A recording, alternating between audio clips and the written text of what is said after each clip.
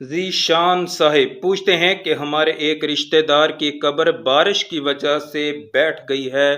क्या कब्र खोलकर दुरुस्त कर सकते हैं या नहीं? मोहतरम, इसकी इजाज़त नहीं है। कब्र नहीं खोल सकते। बस ये करें कि कब्र ऊपर से दुरुस्त कर दें, लेकिन कब्र खोलने की इजाज़त शरअन नहीं है।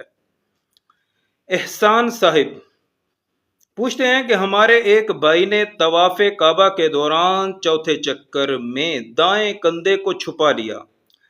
उसको बाद में पता चला कि सातों चक्रों में कंधा नंगा रखना था। अब वो परेशान है कि क्या इस पर दम तो लाजिम नहीं आता। जी मोहतरम, इस्तिबा इस्तिबा ये सुन्नत मुबारका है। इस्तिबा का मतलब है कि एहराम की हालत में तवाफ़े काबा में दायां कंधा जो है वो खुला रखना।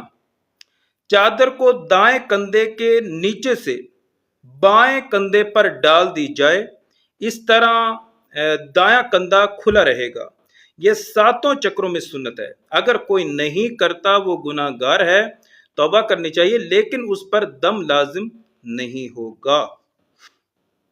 खावर अब्बास साहिब पूछते हैं कि अगर कोई पिछली सफ में सुन्नत पढ़ रहा हो, जमात खड़ी हो जाए, कोई और रास्ता भी ना हो जमात में मिलने का, तो क्या ऐसी सूरत में नमाजी के आगे से गुजर सकते हैं या नहीं?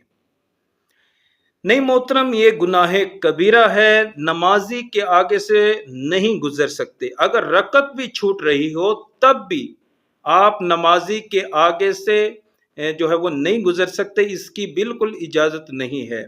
और सुन्नतें पढ़ने वालों को भी जो है वो इस बात का ख्याल रखना चाहिए, जमात का टाइम भी देखना चाहिए और जगह भी देखनी चाहिए कि कहीं मेरी वजह से किसी और नमाजी को तकलीफ ना हो।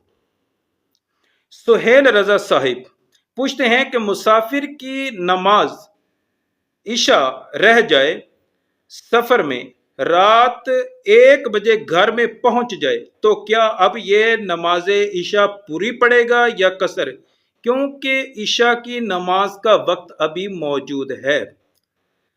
जी मोहतरम, ये सिर्फ नमाज इशा के लिए नहीं, कोई और भी नमाज सफर में रह जाती है, आप घर आ जाते हैं, नमाज का वक्त अभी जो है वो मौजूद है, तो वो नमाज पूरी पड़ेगा।